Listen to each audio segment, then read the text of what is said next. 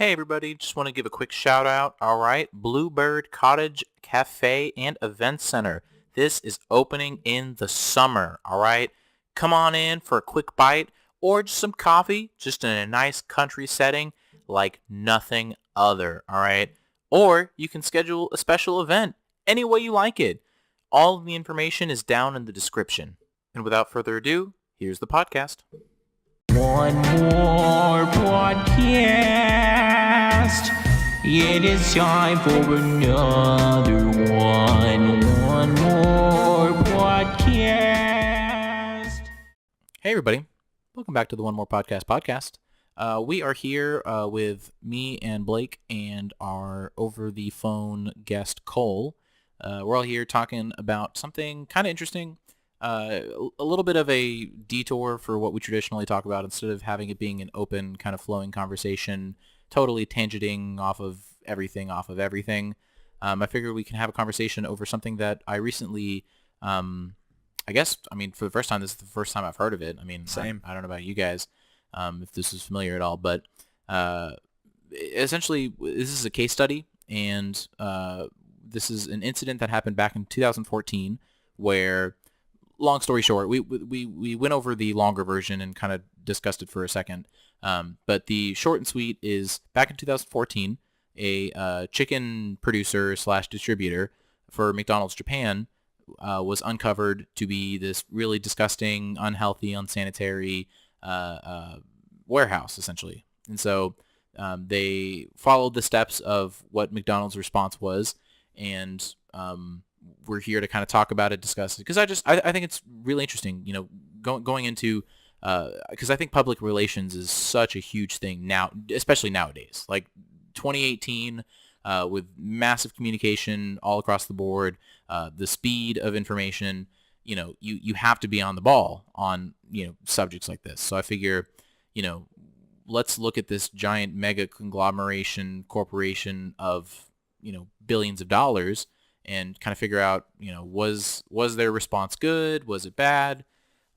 Spoiler alert, there really is no answer to it. I think it's all up to interpretation, to figure out, hey, is this the correct response?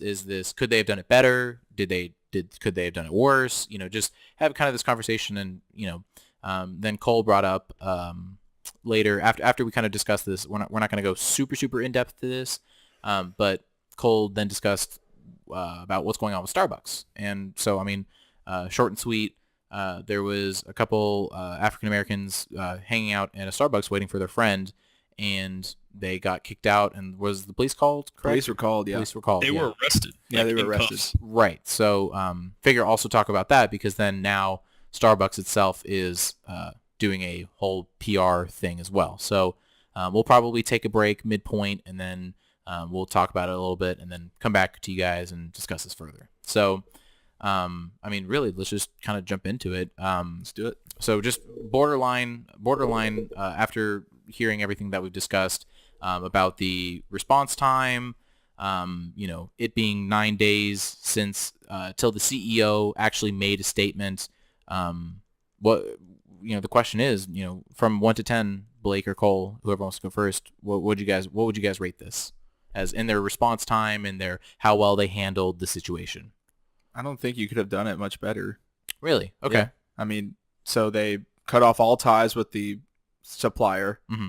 They issued out an apology. They stopped serving chicken nuggets, even though that supplier was only responsible for 20% of the market, Mm-hmm. of their market. Mm-hmm. What else can you do as a corporation to, keep your customers safe? Mm-hmm. Like, it's, I maybe I'm just not well versed in PR, but that seemed like enough for me. If Whataburger did the same thing about their burgers, then that you'd be satisfied with their response? Yeah. Okay. All right. Well, one thing to consider. Cole, actually, before we go into that, what would you say? So, well, actually, Blake, you didn't give an answer. What, on a 1 to 10? 8.5. Leave 1.5 room for me being ignorant about PR. Okay. All right. Sure. Ignorance is always is worth having that 1.5. Cole, what about you? I agree with Blake, so If you say I don't know, 8.6, I like swear a to God. 7. 7? Okay. 7, okay.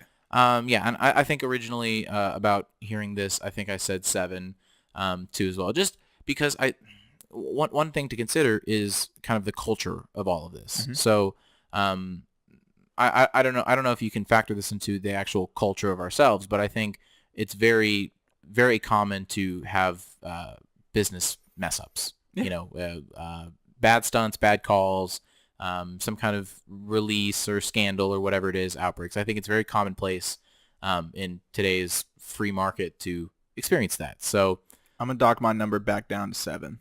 really, why? Well, so that would make me.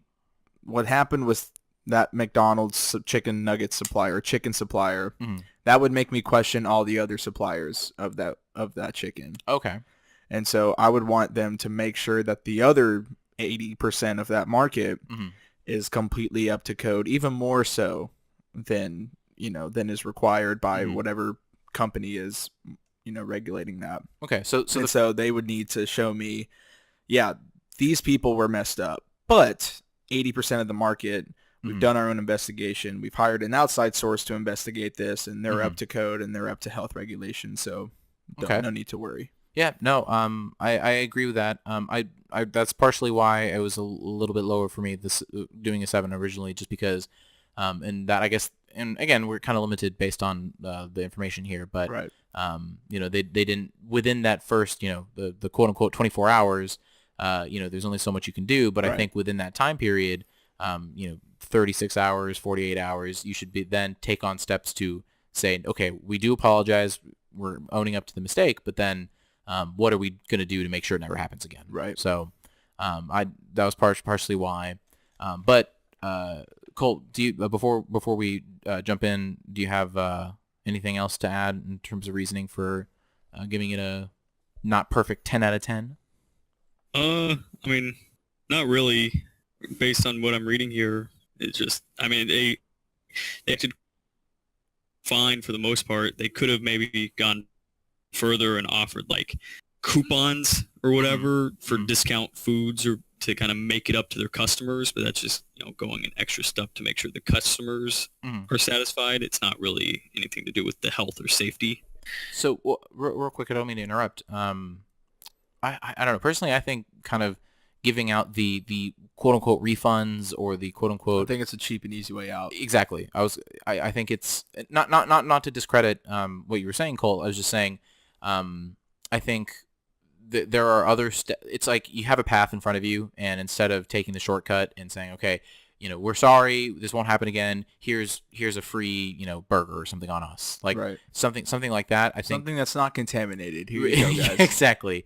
I think that would definitely, in this case specifically. Now, I mean, if it's like, oh, our workers are, on strike or something like that, and the McDonald's was closed for the day or something like that. Here's a free fry for like the next 48 hours. You can come in and get a free Frosty or something. Sure. I mean, that's reasonable. I think that's a fair comparison between time spent versus a reward. I think, though, when something is potentially harmful and could kill you, I think then that would probably not be. I mean, if you had the stack and you had the here's the steps we're going to take to never do it again. We apologize profusely. Blah blah blah blah blah, and then kind of the cream of the top. Here's a free kids meal or something like that. Then I think that'd be okay. I would change the way I advertise first. Really? So I would apologize, go through all that mess, and then Mhm. I would change the way I advertise. Mm-hmm. And I would go to a much more kind of wholesome, almost like, if you've seen the new Whataburger commercials where No, I haven't. they take in like real customers that are sitting there eating a barbecue chicken strip sandwich or whatever, Mm-hmm. and they'll say, wow, like this is, and they're like genuine, like, wow, this is like Right. really, really good or Yeah. whatever. Like I would do that, but with McDonald's, and I would Okay. change like my advertising like inside the store, and I'd have pictures of like farm fresh chickens Mhm. and farm fresh, even though we know it's bullshit, Right. what people see completely changes their Sure. perception on it. And so I would do that. I would, maybe have an item on the menu that's 100% whole farm fed Right. beef Organic, whatever. yeah, just something like that, just Okay. to have that option Mm-hmm. to fall back on. Okay. So I think we're getting a little bit away about the actual initial response Yeah, because sorry. I think that no, you're totally fine. I think it's great to have that forethought because I think that what they do now, again, using the first 24 hours metaphorically, what they do now will shape that path. So, if they handle it right and they kind of get off with a slap on the wrist, then moving forward they can do that and then try with the farm fresh and that type of advertisement, Right. potentially have ease that way in. But now let's after discussing for a little bit, here is the response. Okay. So, one event, multiple realities. That's the title. So we'll give McDonald's the benefit of the doubt that they put their best effort forward. In a difficult and rapidly unfolding crisis situation, the views of Japanese media and the McDonald's of Japan customers, however, were very different, particularly in regards to Casanova's apology, which was widely criticized. So now we're going to take a quick pause here, and then we're going to play the response. So I'll cue you in on some visual cues. So, but mostly I think it's the apology, the words spoken here. So we'll the inflections and stuff like that they have. So. It was scheduled as a regular earnings news conference, but McDonald's Japan CEO Sarah Casanova wanted to say sorry. Currently, before she starts talking, she starts bowing, but it's like way behind the podium. I would like to extend my sincere apology to our valued customers for any anxiety or concern that this situation may have caused. It was the latest in a series of apologies from McDonald's, following revelations that the company had used expired chicken products supplied by Shanghai Husi Food, the company at the center of a food safety scare in China. But Casanova says her company is moving forward with transparency. So today, I would like to announce that we are expanding the availability of sourcing information on our website for all of our customers to see. Casanova says McDonald's has now cut all ties with Husi Food and has narrowed its sourcing of chicken to suppliers in Thailand. The company says they'll also send safety staff to inspect factories where non-chicken menu items are being produced. All right.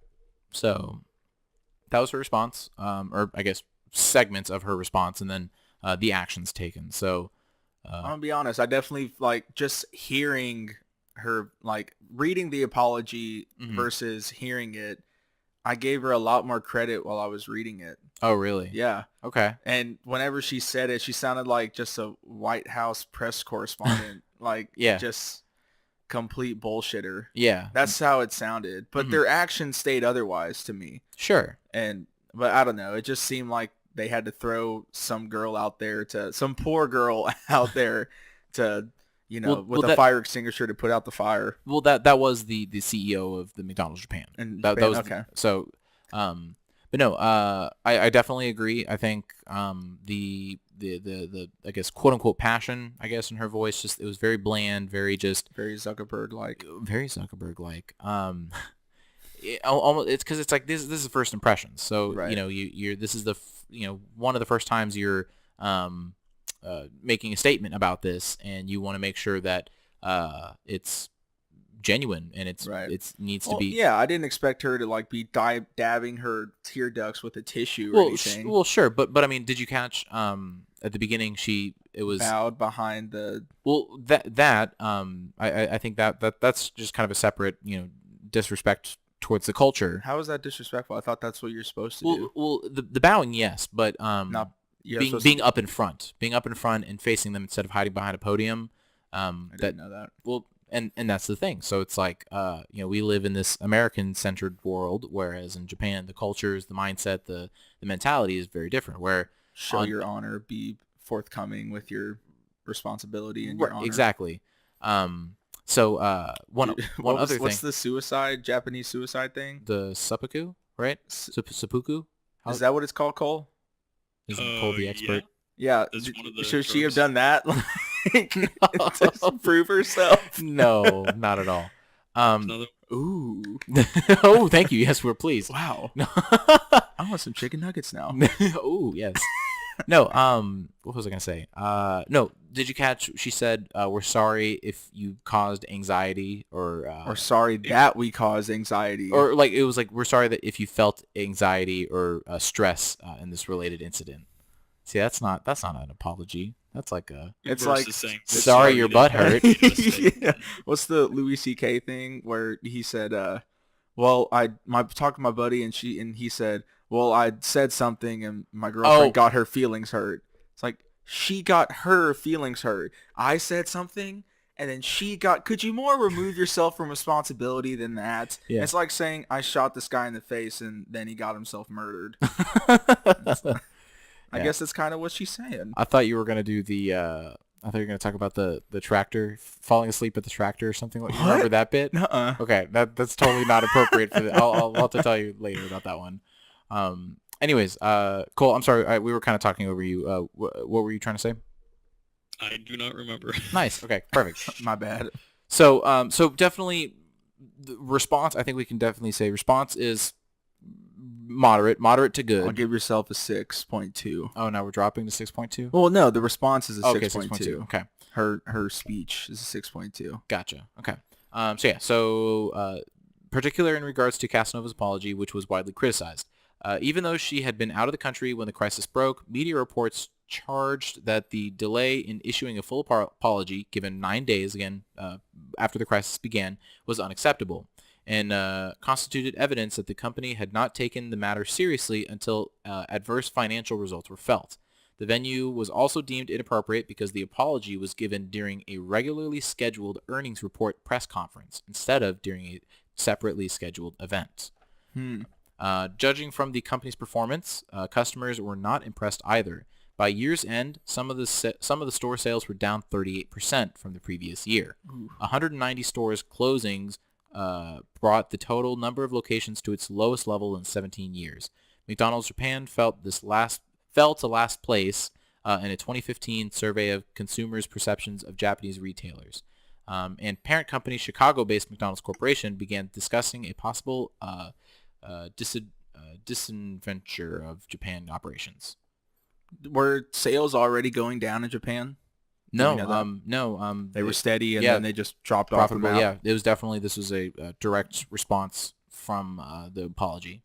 So, Well, that's the interesting thing. So it's a response to the apology, not to the measures taken. apologizing for. People care more about how you react and how you treat the customers more than the problems themselves. As long as you're sorry and you try to make it right, you'll be in good favor. But you do something like this and you lose that favor. This reminds me of the Tylenol fiasco. You guys remember that one? no. Where Tylenol, like back, I don't remember when it was. It had to have been 70s or 80s or something like that. And Tylenol bottles were they were like bottles all around the country that had like fake Tylenol pills in them. Like people were unscrewing them and they didn't have like the seal metal or whatever. seal or whatever. Yeah. And so Tylenol made 2 quarter losses in a row. They apologized and then they completely revamped their bottle mechanism or whatever to where it had the seal, and if it's broken, you don't buy it. And different kind of bottle caps or something like that. Tylenol stepped their shit up, but they for 2 quarters in a row they took losing numbers. But now they're the biggest, drug manufacturer around that we know of. I've got Tylenol in my cabinet right now. Yeah, there you go. So I wasn't even aware, and yeah, and that's it's like being able to kind of sweep it under the rug, and sure in this instance it happened overseas, and you're not gonna have Japanese reporters infiltrating the American media, but no, definitely being able to keep it under wraps and understanding how bad it can be, but still having a cover over it. Oh, dude, McDonald's. But that's the thing, though. I think I'm already putting a biased point of view for McDonald's, at least, because Americans, we were introduced to Super Size Me. Remember that documentary in 2004? Yeah, where we knew, specifically McDonald's, how horrible it is for you. And then I had one of my old bosses. He had a couple of cattle on his property, and and these cattle were getting sick. You could see their ribs. Like, it was just something was happening to his cows. And a McDonald's rep came to put a letter in his mailbox and said, "Hey, we'll buy your cattle for cheap, like for Really? nothing. Yeah, it's a bunch of sick cattle. Wow. Mhm. That's pretty bad. Uh-huh. That's really bad. That's why I'm saying like it's nothing new from McDonald's. We all remember the fiasco where we all remember that, like at least I do, that picture of like a pink blob coming out of like a grinder or whatever, and that was what they used their chicken nuggets. That's how they made their chicken nuggets. Right. That's ingrained in our heads though, right? What were you saying, Cole? Well, I just want to say real quick, that image that's from something else. Oh, it is? Okay. Well, yeah, that was but that's spread as a rumor to try to. Oh, really? Oh, Yeah. well, that's been etched in my mind to where I don't think I've gone to McDonald's in years. Mm-hmm. Like just from like middle school. That's just I don't do McDonald's anymore. Mm-hmm. I'd much rather, and Whataburger, Wendy's may do the same shit, Mm-hmm. but I just don't go to McDonald's. No, I choose not to. that's very fair. No, I definitely agree that. I think for me specifically, it's when you're in a crunch. It's like I'm starving. It's I have to go from point A to point B, and McDonald's is on the way. Mm-hmm. I'm not going to venture. Hey, Blake, it's a relatively time that we can go and eat food as normal people do. Let's go and venture to McDonald's and have dinner there. No. Like it's definitely not a point that I try and. We're blessed though, because we live in Texas and we have Whataburger. I really do think Whataburger is. I mean, Whataburger is pretty great. It's our upgraded version of McDonald's. Upgraded like version. we take Whataburger for granted. We really do. Mm-hmm. No, And- I fully agree. But now you see, now I'm curious. So I know we touched on it slightly before. So if you found that the meat from Whataburger was not 100% clean, or was like, how would you respond to that? Because we already had McDonald's. McDonald's was already in a bad place. So, But good holy Whataburger's on Whataburger. this pedestal. Yeah, and exactly. They're So- brought down a couple of pegs. Yeah. Would you be so forgiving to just say, yes, Whataburger, come back into my life? It's been. I don't know. Maybe for me, it would probably just be another wake up call, kind of like Mhm. McDonald's was Okay. when I was a kid. It would probably just be another wake up call, like I don't need this crap, Mhm. and it's just another fast food chain to cross off my list. Aw. Unfortunately, it is. Aw. Like it would suck because Yeah. Whataburger's amazing, but it's the reality. Like I like Taco Bell. I don't do Taco Bell anymore because of I'm glad because of the mad cow disease. yeah. Yeah, you see. I don't do Taco Bell anymore. I don't do McDonald's. If that happened to Whataburger, I'd have to just No more. cross it off the list, That's unfortunate. and I'd have to give my money to Wendy's. No, I was severely. I mean, I'm not trying to tangent super hard, but I was severely depressed whenever my mom was like, "You can't eat Taco Bell right now. They got the mad cow disease." I was like, but I want my soft tacos. Taco and 12 pack. Taco 12 pack. No, and then Chipotle had the I E. still go to coli stuff. Chipotle though. Well, you see, if you were an infant or an old person, you wouldn't be able to eat there because you could potentially get infected and die. I mean, worth it. No worth it. How about this? Chipotle's only response to that whole thing should have been to not make guac extra. That's true. That should have been their only That's the response. resolution. Not to make cardboard queso. They Mhm. should just get rid of the queso and just make guac guac. not extra. That's fair. But back on topic. Back to McDonald's. Back to McDonald's. I'm going to force you to talk about McDonald's, Blake, unless you like it or not. No. We can kind of wrap it up. I think it's. So then let's connect this to kind of a global way. So, what do you think is more important then? Speed of response or thoroughness of resolution? I think we all prefer thoroughness of resolution, but we don't take into account speed of response as big of a factor as we allow it to be in our society, in our psyche almost. Okay. Right? So we'd all prefer, like, if it was choose one or the other, we don't care about the speed of response to the action or to the thing. Mhm. We care about, okay, how is this going to be resolved, and how thoroughly is this going to be resolved? On paper, that's what we'll all probably say. Mm-hmm. But if we take in account psychologically what that means to us for a like if we're at a restaurant and they get my order wrong and I immediately go up to the front counter, hey, I asked for no tomatoes or whatever the hell. Yeah. Like, we don't take in account where we take into account there, oh, I'm so sorry, sir. Absolutely. Let me give you a free dessert or whatever, and let me get that taken care of. Is there anything else I can get? You know what? Let me just comp your order. I'm so sorry about that. I don't care how it gets done. I just want it to be done kind of mentality. So then, I since you brought up the restaurant in specific instance, so what if it was you ordered a food and the burger, for me specifically, like, okay, let's say steak. So you order a steak. You ask for a medium rare. It comes back well done. Well, no, I was going to say it's just rare. Okay. It's like not cooked. It was literally probably plopped on for like still red 2 all seconds. over. Exactly. Gotcha. So that happens. You say, hey, meat was messed up, whatever. And they say, oh, I'm sorry, sir. Take it back. And then within a couple minutes, magically somehow, it comes up perfect steak. Beautiful. Would you rather have that or know fully well that you can get your steak, but then you'll also get comped or something like that? Where do you want... I guess the question I'm kind of asking... For me, I just want my steak. So, okay, so then... I'm going into it knowing I'm going to have to pay. Like, okay. That's I understand that. I accept that. That's why I go to your restaurant. I acknowledge your prices, and I want to go there. So you'd rather... So if an inconvenience happens, however big, however small, you just want to return to normalcy and not actually take that extra step? Not really. I think that's... Because you're already going in knowing that you're going to have to pay a certain amount. You've accepted that. If you didn't want to, you wouldn't have gone in there. True. Right? True. So you're already in there, and if they can make that happen and be nice and cordial about it, I don't expect free shit from you. I really don't.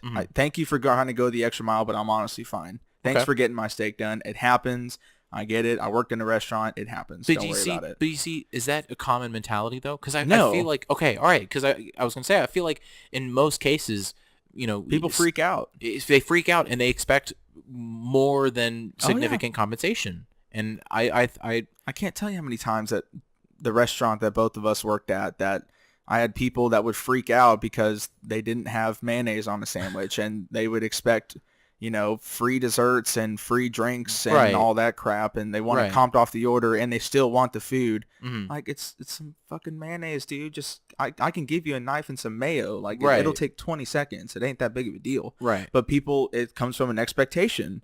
Where fast food industry or food industry in general, it's a service industry. And you're supposed to serve me no matter what. It's kind of like the people that get pissed off at the hostess for not having enough tables. It's like, I can't fucking do anything. You got to relax, man. It's okay. It's okay. So, where did that mentality come from? Is it just over the years? Babying customers, I think. From paying customers? Babying customers. Oh, babying so customers. I think you've seen a transition. Like whenever I go down to see grandparents or whatever down in South Texas, waitresses and waiters and cooks, they're not as nice as they are up here. They're not. Like if they get your order wrong, it's like, oh shit, my bad. All right, let me go take it. Or some old lady I remember was like, well, you're just gonna have to eat it. I'm sorry. Wow, really? Yeah, and that's just how they roll down there. Sure, like it is what it is. It's a small town diner, and I wasn't offended at all. It was like, oh, okay, well, she's probably right. Some people suck. It is what it is. Right. And so you've had years of of companies trying to compete in that customer service market, trying to keep customers because people aren't going out as much as they used to anyway. I remember my dad telling me about that. Is all restaurant sales are down. Really? Yeah, people aren't wanting to sit down anymore and eat. It's all about fast and make it happen kind of thing. And so customers or companies are now having to compete in a different way, and that's customer service. And if you can keep a customer by giving them free shit that only costs you 4 cents on your margin, then so be it. I get to keep a customer that'll keep paying $10 a meal every time they come back. Right. So that's what you have. And you have this cycle of you get what you want without paying for it, and then you come back, and then it keeps coming. It keeps going. As long as restaurants are continuing and willing to do that to keep customers, I don't know if there's necessarily something wrong with that. It's just the market. Companies have to compete any way they can.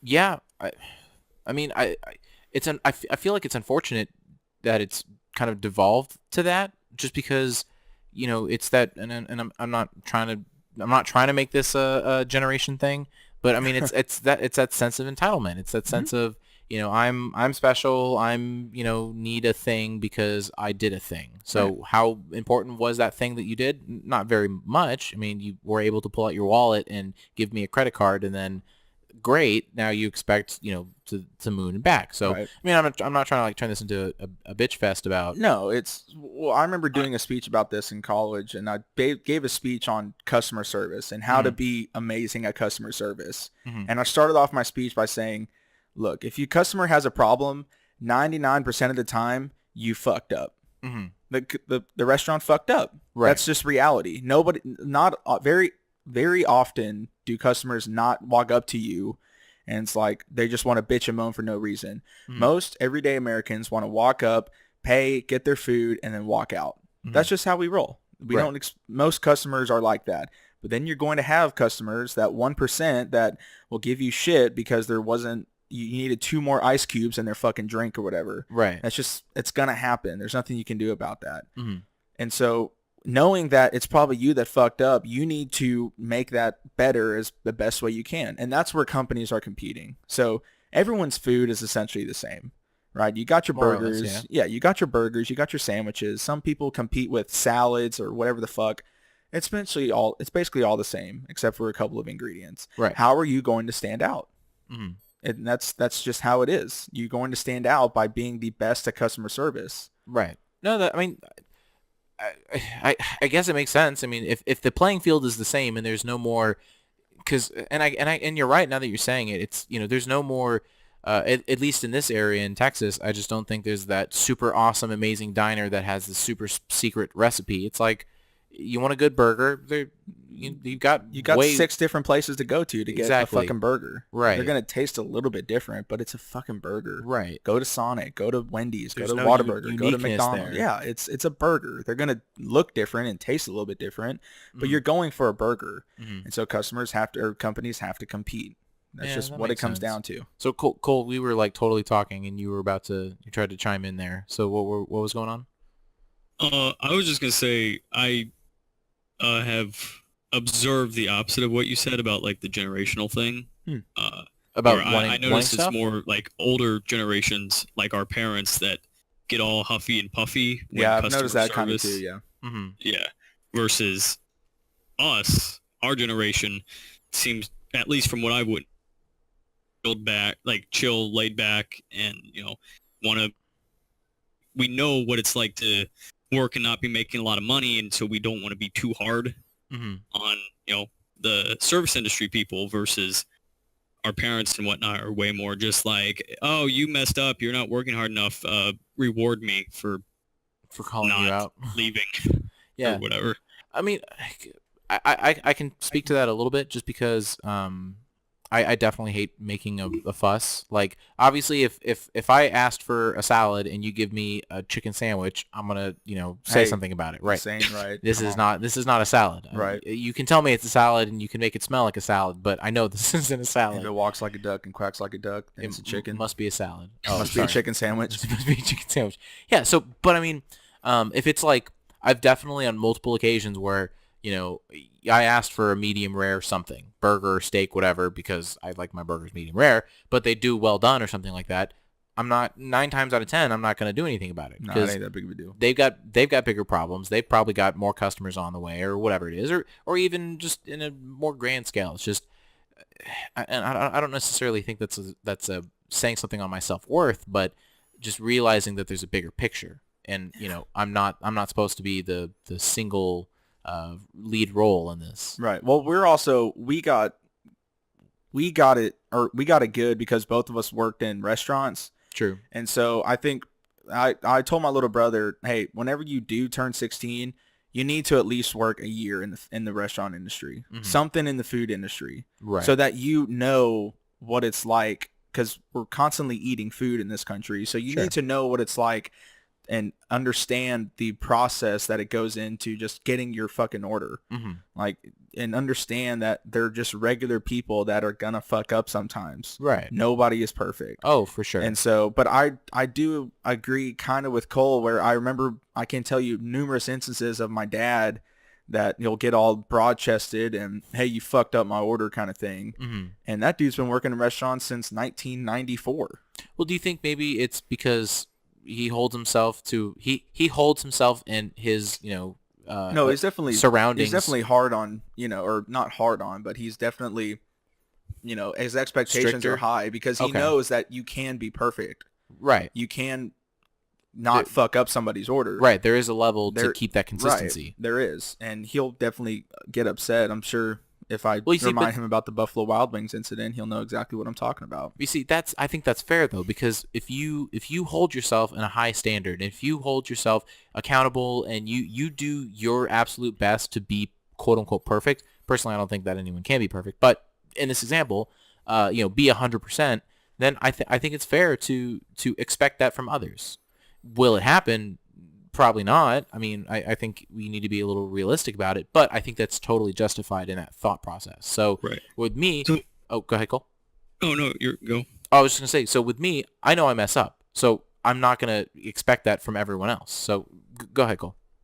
So I agree with what you're saying, but I think there's different ways of how you can approach it, because I think you can still call them out on screwing up and still get the results you need without being angry and without being like Mhm. or just like at least and from what it sounds like Blake's dad and stuff, they get like upset over this. It's not just a hey, you messed this up, we need to fix it, or you need to fix it. It's like they get unreasonably, at least in my opinion, angry at this person, and then that person starts freaking out and getting under pressure, and then you as the customer, your day's ruined because you're all angry over this thing, and it doesn't matter if the problem gets solved, everyone's day is ruined now. I want it to be clear that my dad has never cussed. He's never said, hey, you fucked up my order, you Sure. dumb broad or whatever. Yeah, He's never sure. said anything like that. But I Right. can actually, now that I'm thinking about it, I'm He kind actually of... has done that. No. Now that I'm thinking about it, I remember going out with my girlfriend a few times to a specific restaurant, and we would sit down at the bar, and they don't even have to be that busy, and I usually have a window. You have 7 minutes to help me out and have somebody give me a menu or whatever, or I'm leaving. Oh, okay. And that's how I roll, because I know that I know what goes on in a restaurant, and I know that there's probably some waiter or waitress in the back fucking flirting with each other that aren't helping out customers and doing their job. Sure. And sometimes you're busy, and you can tell if a restaurant is busy because you can almost see the look on a waiter or waitress's face. They're swamped, and It's hectic. And, right. It's all chaos. But if it's slow, I give you about a 7-minute window, and if you don't serve me within 7 minutes, I'm gonna take my money somewhere else. I think that's fair. I think that's a relatively fair time span. So, real quick while we wrap it up, before we jump into the next the Starbucks fiasco. Now that I know that it's a fiasco, any closing thoughts? Anything about the response rate being generally what business can do to kind of win you back? Anything at all before we jump into the next one? Man, it comes down to like when you get to a point where you're putting your customers at risk. Mm-hmm. And I think it's going to take a long time. It's kind of like if a girl cheated on you and you stay with her, it's going to take a long time to fucking build up that trust or whatever, build bridges that you've already burned. For sure. And so, I don't know. McDonald's got fucked here, and well, they kind of fucked themselves for not, keeping track and doing constant health regulations on their processing in Shanghai. But I mean, I'm sorry to interrupt. Do you think it's fair? Well, okay, hold on. Let me word this properly. You have millions of employees. Right. Is it fair to expect you to keep every single one under your thumb? Not every single one, but if you have a supplier that's 20% of your market in one whole country, you need to. Okay. That's Sure. that's 20% of your market that you need to make sure is on top of their shit. Sure. Okay. And if they're potentially causing, especially in food processing, if they're potentially could harm customers, that's a fucking big deal. You need to fucking keep track of that. Like sure. McDonald's rakes in billions, if not trillions of dollars every Probably year. just billions, but yeah. Billions, okay. Like you've got plenty of money to send some guy with a hard hat over to the Shanghai Hussey, Hussey, it was Hussey, I don't know. Hussey, I don't know. Hussey chicken processing plant, and make sure that they're not spitting in the chickens or putting chicken that was on the floor back on the processing plant. That's just See, but and I think that's just a great something to learn. A great thing to learn, understanding just kind of that economies of scale. Where it's super easy, where if you just have one restaurant and you just keep everyone under your thumb, but then as you grow and you grow and you grow, and you have to spend this much money on salary and this much on marketing and this much on research and development and this much on this and this much on this, then how much are you willing to shell out on other areas? Obviously, again, to be clear, safety and health and stuff like that is very important. Shouldn't that be top priority? Is making sure your food is safe for people to making sure your food is safe for people to eat. Like, that's what you're doing, right? You're serving food. You want to make sure it doesn't fucking kill somebody. I think if you can find a way to, if you find a happy medium where the food is healthy, you don't have any reports of outbreaks of anything, you don't have any, then you can kind of put that on the back burner. And I think that's what they did, but you need to make sure you have someone. Back and bit them in the ass. That's right. But I think you can, then I guess maybe then just have someone dedicated to that. So pay someone $100,000 a year to... Fuck, I'll do that for $100,000 a year. I would probably do. I'd go to fucking Shanghai and watch some Chinese broad pluck a chicken. I don't give a fuck. I'd do that. I mean, hey, looks good. Wash your hands. Yeah. Don't. Hey, you picked your nose. Don't do that. Yeah. Put some gloves on, you sick fuck. Okay. Anything else, Cole? Any closing thoughts?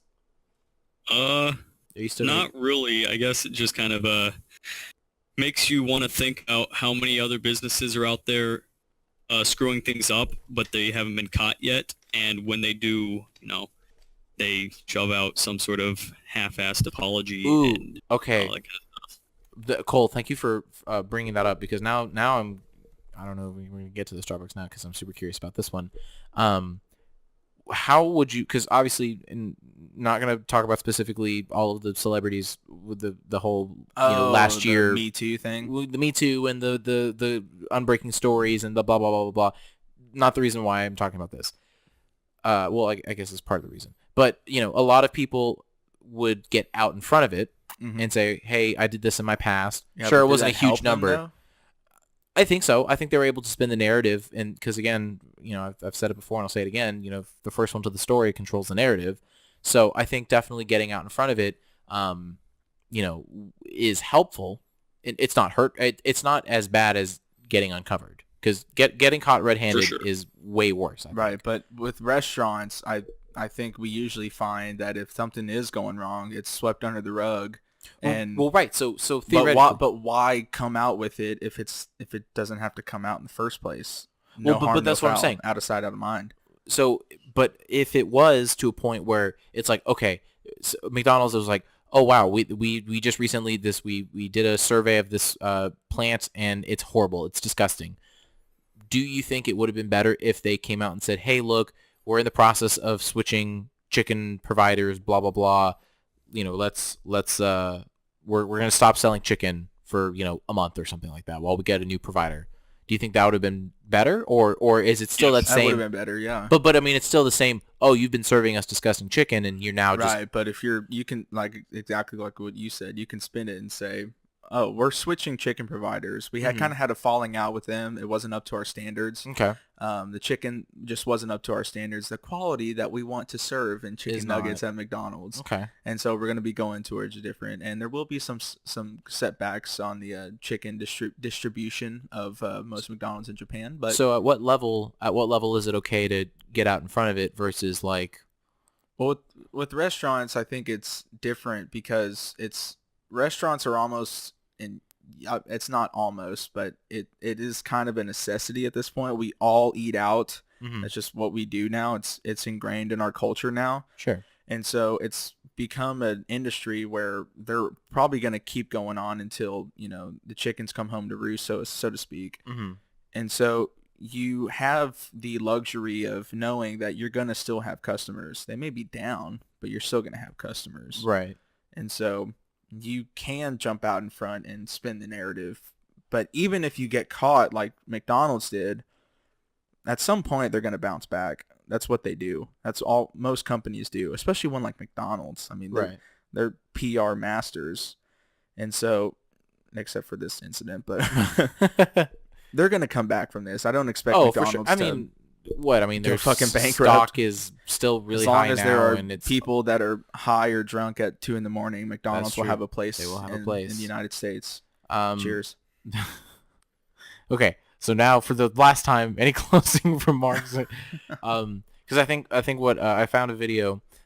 So we can listen to this video about Starbucks and then kind of talk about it, since it's still kind of fresh and there's still, we don't have, I don't know if we have all the facts and all this kind of stuff. So also, fun fact, we'll make a game out of it. Which news company News network? Thank you, Alex Jones.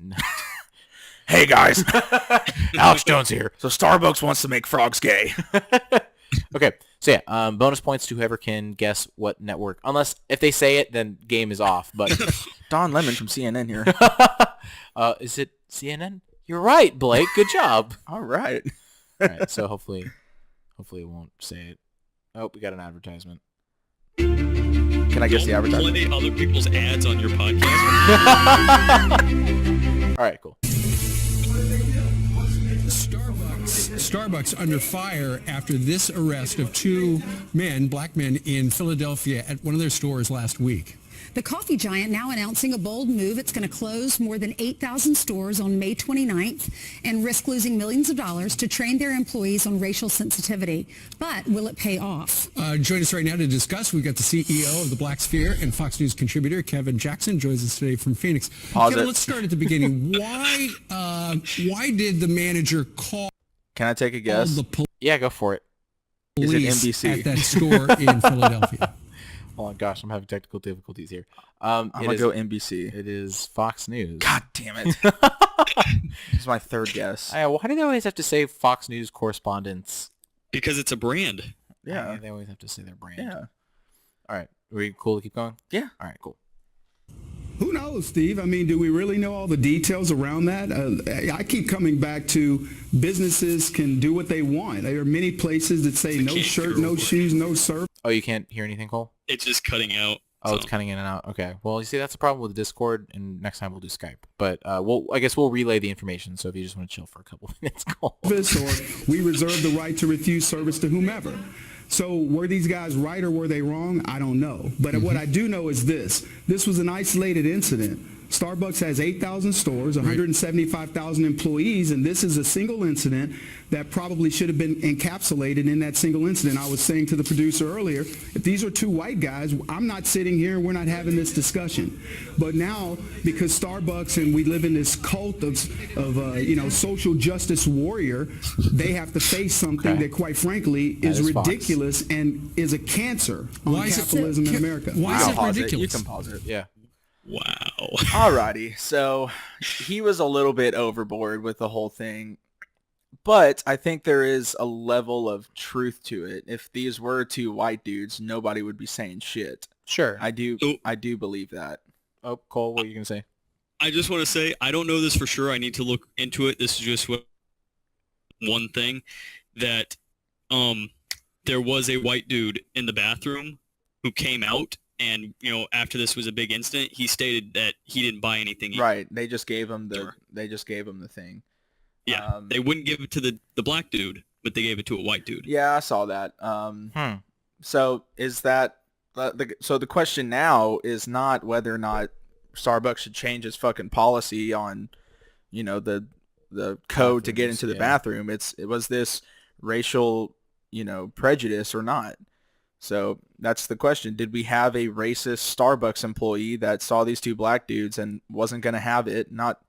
No, boys, you can't go to the bathroom. Sorry. But this white boy can. So you go ahead and, take a shit, make sure to wash your hands kind of thing. Well, I think that's totally possible. It's possible. Does that make Starbucks racist? No. No. And should 8,000 people not get paid for that day or 175,000 people not get paid for that day because Starbucks wants to make a PR stunt? I don't know. I don't think so. Oh, so you're thinking this more of we got this was a thing. We showed our underskirt. Now we're gonna have to be more. They did the same thing whenever people or the Christian groups were complaining that they took Christmas off of the coffee cups or whatever during Christmas time. It's the same thing. Okay. They didn't. I don't think they did a pull out for a day or whatever, Right. or a shutdown for a day. But they still reacted and responded directly to this. And it's well. So you don't think this is a good idea?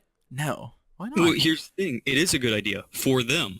Because whether it's genuine or not, it's giving them, people are loving that they're doing this. That's good PR. Yeah. It's all marketing. It's all business. I don't know. I think people can smell bullshit when it's apparent, and I feel like this is just bullshit PR. Okay. I really do. I just don't see how. I would say that store for sure, and then I would try to change policy. Okay. Or go towards a franchisee kind of style where the GM of that store gets to make the rules. And if you want to have a coat on your fucking bathroom, then do it. But I don't know. I'd probably fire that employee. Oh, sure. For sure. And bitch out the manager and maybe suspend that manager for however long. But I just don't think closing down 8,000 stores is necessary for this problem. Okay. Let me put it this way. If it was racial bigotry, how would closing down every single store that didn't have this happen help solve this problem? To try and catch the outliers at those stores? So we're sitting down in a seminar, and I'm boiling with rage because I'm just a racist son of a bitch that can't stand black people coming into my Starbucks. Is a seminar going to change that? No, but I think... go ahead, Cole.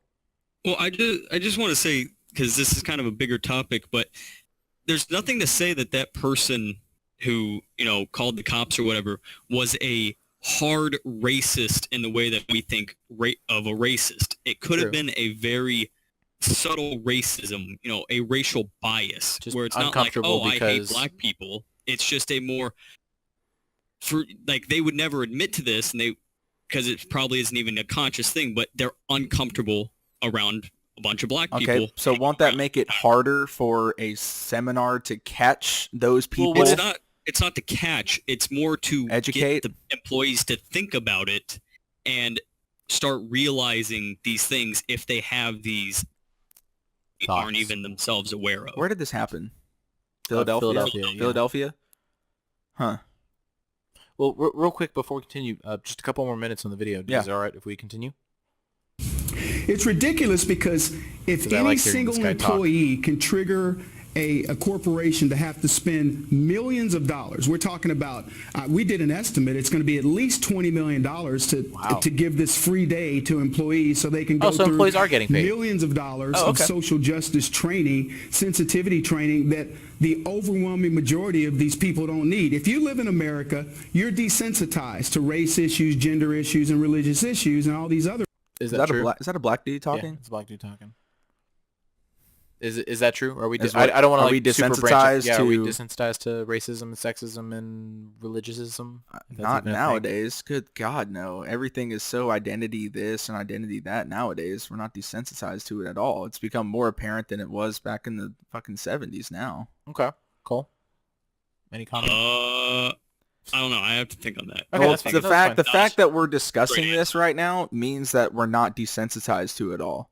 That's true. Like the fact that it's a big issue because these two black dudes were arrested for it, and wrongfully I will admit if they were trespassing, then that's one thing. Mm-hmm. But if I don't know, I think the police could have handled it differently. I remember thinking about it whenever I heard it on the news, thinking about how I would handle this as a cop, and I would honestly just tell the black dudes, "Hey man, you gotta leave. I'll even buy the coffee. I'll buy your own next coffee if you just do me a solid and both of us can walk outside. I'll pay for your next meal or whatever. Just let's try to let's keep tensions down. Right. And obviously I don't know if that would have worked or not, but I'm not a cop, so but a cop also has to do his job. And so People are I'm expecting surprised you- that this is not a police brutality issue or a police excessive use of force issue, and now it's at Starbucks. Well, no, because it's the police didn't just stumble upon these people and They just were arrested called. them. Right. Yeah, exactly. They were at that point trespassing because the Starbucks owner told them to leave. Right. So, I mean, what, are you Right. going And- to get upset at the cop for not doing something? Nowadays, yeah. Oh, okay. Well, Cole, what are you trying to say?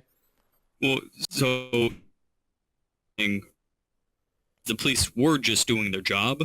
It's a Starbucks issue. I've seen Starbucks commenting and replying to a lot of people on their Facebook on their announcement of closing the stores, Mhm. and they've been explaining that the bigger issue here is their Racist And the Starbucks fact- coffee pours. and the fact that the police shouldn't have been called at all. Right. Right.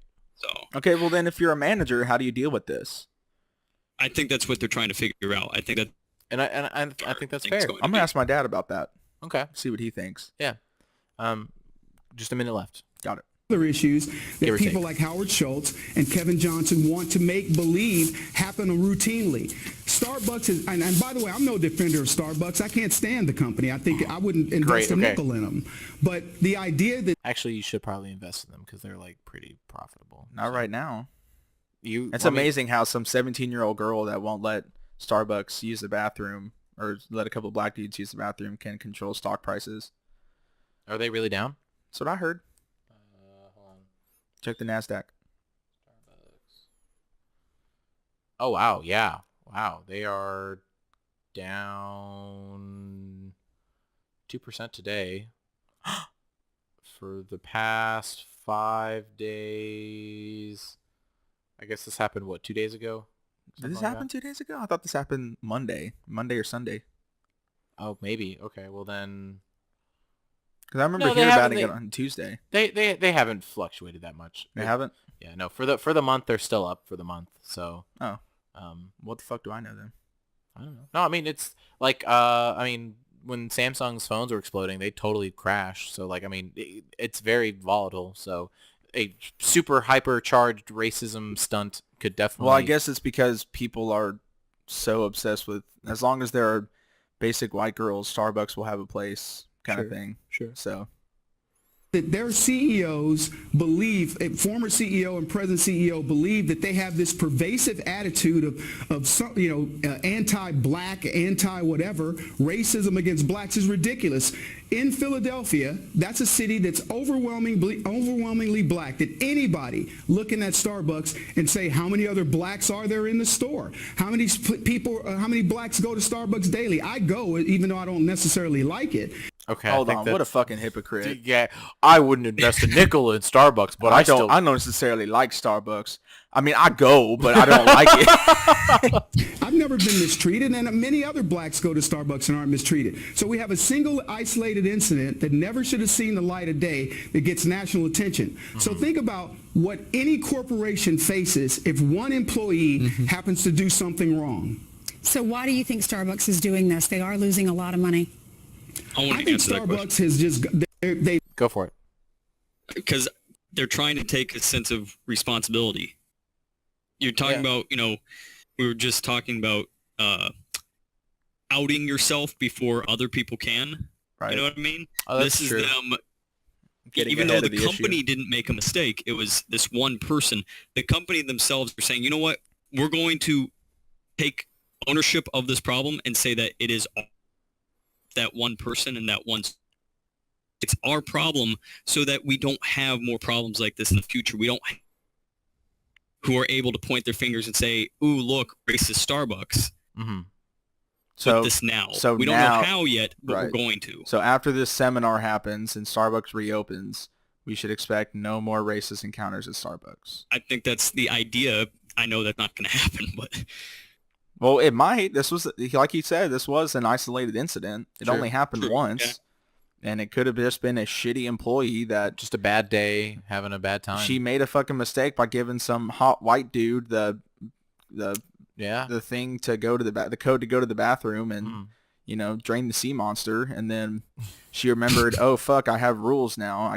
Or maybe her manager was right behind her. I don't know. Yeah. Like there's maybe the manager walked up right after and said, hey, you need to make sure people pay or whatever. Like I don't know the intricacies of this issue. Yeah, But I think it can't. The odds of it being an actual racist incident, I think in today's day and age, it's low. But Starbucks is trying to pull another PR stunt. Yeah. No, I think it's actually really interesting. Again, calling back to economies of scale, where it's like you have this one focusing on one store, how it operates, what's going on, the ins and outs, the day-to-day things that all of the variables. There are so many variables that could have gone into that. And Blake, you've just perfectly described a handful of different situations. Going back to McDonald's, it's a lot harder to do because when you kind of go macro like that, Right. you have to just think, hey, you should have control over this. It's not like one food guy was having a bad day, so he spit on a piece of chicken or whatever. This is a constant thing. So Right. I just think it's really interesting that we're defending this potential, and I say defending lightly. We're I guess playing devil's advocate for this potential racist stunt because it's so small scale and it's so just like you go to your local shop and this is what's happening. Whereas with McDonald's, Well, let me ask you a question, interesting. Yuval. Yeah. Whenever you were a cashier, whenever both of us were cashiers or whatever, would you give out free drinks to some people and then make other people pay? I would do that. Yes. Yeah. Okay. Yeah. Was it because you didn't like the person in front of you, or was it because you were trying to get the ball rolling? Maybe you had a line and you were just like, I'm sorry, man, 2 drinks. All right, got it. And then you wouldn't ring them up just because you're trying to save time. It's like, Sure. all right, it told me 17.38 or whatever the hell the Right. order is. No, Is I it agree. because you're bigoted, or No, not at all. it's the flow, the even flow of being a fucking cashier Yeah. at a fucking Starbucks, and now this is blown into the next civil rights movement. I don't know. I think it's Well, I don't a little know. overblown. I don't know if it's going to get out of water from here because I think definitely in this instance Starbucks has definitely put a lid on all of this. Not to make a pun, but you have this viral video. Millions of people are commenting.